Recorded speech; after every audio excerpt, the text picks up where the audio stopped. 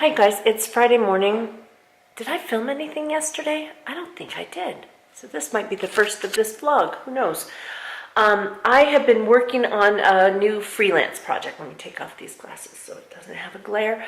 I've been working on a new project. It is kind of a reading, language arts kind of a thing with both fiction and nonfiction texts. And here, I'll show you what I'm looking at. There's my computer screen. They send me kind of a template, and then the red notes are for the artists and other people who are in publication, making it look like it's going to look when it's in the book. And then the blue things are where I'm supposed to insert stuff, and the black things are where the text that's supposed to stay. In fact, let me show you. See, there's a lot more stuff that I write as we go along in this. Of that I write to go along with it. So it's a lesson that the teachers teach, and then some practice pages that go along with it. What I really like about working for this particular company is that they don't just produce worksheets for kids, because I think worksheet education is just not a good idea. And but I don't think worksheets are bad. I just think that they should be used to follow up and practice an actual lesson where children have had interaction with an adult who can explain concepts, who can model the concepts, who can work alongside the kids as they wrestle with the concepts, and then they can use a worksheet to follow up. So I love this company because they have the same philosophy I do. And I get all different kinds of things. So I have this, it's going to be 24 lessons, and it's due in 2 weeks. And we got a 2-week delayed start, so it's really come down to the wire on this, but it's okay. I write kind of fast. And then I contacted 2 other editors and said, hey, do you have any work for me? I'm finishing up a project in 2 weeks. I took a long break after the fall when I had an insane number of projects. At the time that my dogs died, at the time that we moved, and then I had this project. I, honest to God, don't even remember some of the things that I wrote. I go back and I look at them and I think, I have no memory of writing this at all. So it was just a very difficult time. Well, anyway, so then I took a break from, I think my last project was due the beginning of November, and I haven't written anything since then. I just needed a break for the holidays and to mend my heart and all of that. So now I'm kind of back into it, and I've got the spring semester where as soon as I finish this search committee thing, stuff's gonna slow down, and then summer's coming, and I always love to write in the summer. So I contacted 2 of the editors, and they both got back to me and said, yep, got a ton of stuff. One of them listed all of these things. Any of these sound good? I'm like, all of it. So yeah, I was uploading last week's vlog. I got a late upload on that. Sorry. I try to upload them at 4 a.m. Arizona time, so that they'll be up for people on the East Coast when they're getting up in the morning and getting ready for work. I have several people who watch me as they're getting ready for work or having breakfast and drinking coffee, so I try to get them up for that. But and did you know, here's a little tip, or a little tidbit, I should say, that you may not know. Did you know that Arizona does not do daylight savings time? We do not do that. I'll tell you more that's interesting about that, but everybody else changes around us. So we are technically on mountain time, but at some points, mountain moves and it comes back and forth on us. We're always considered to be mountain time, but if you look in things where they ask you to select a time zone, a lot of times they will actually give Arizona as its own time zone. So we're with California for part of the year, and then part of the year we're with Colorado. So yeah, it just kind of goes back and forth between Pacific time and mountain time, but technically we're considered being on mountain time. It's just that everybody else moves. Oh, here's the other interesting tidbit. The Navajo Reservation makes up a huge portion of the northern part of our state. Probably almost a third of the state is the Navajo Nation. The Navajo Nation is on daylight savings time.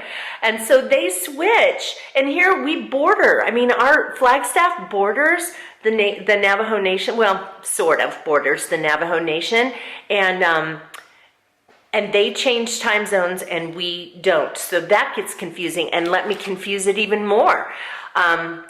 In the center of the Navajo Nation, there is a circle that is the Hopi Reservation. It is absolutely, completely, 100% engulfed by the Navajo Nation. So here's the Hopi Reservation. The Hopi Reservation does not go on daylight savings time. So here they are, just, going back and forth between Navajo land and Hopi land, and they change and the Navajo people don't. Talk about confusing. So whenever I do my online classes and I say such and such is, it's due by midnight on blah, blah, blah, I always have to say Flagstaff, Arizona time. I can't even say Arizona time, because if I have a student who's on the Navajo reservation, then she'll think, oh, I'll just stick with my own time. So I have to say it is due by midnight on Flagstaff, Arizona time. It's so confusing. I'll shut up now. Okay, tonight's dinner is out of the Plant Strong Cookbook by Rip Ellenstein. Discover the world's healthiest diet. So anyway, what I am making tonight is called Raise the Barn Butternut Squash Vegetable Lasagna. Okay, so this recipe is absolutely packed with vegetables. So you start by pureeing some cooked butternut squash, and you put it in the bottom of the pan. Of course, I have these in, individual pans so I can freeze them.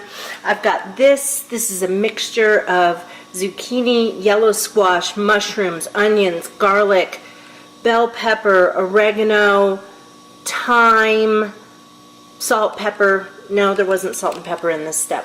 Anyway, so this was all cooked together until it was soft. Oh, there's spinach in there. Then there's this, which is to replace the layer of ricotta cheese that would be in lasagna.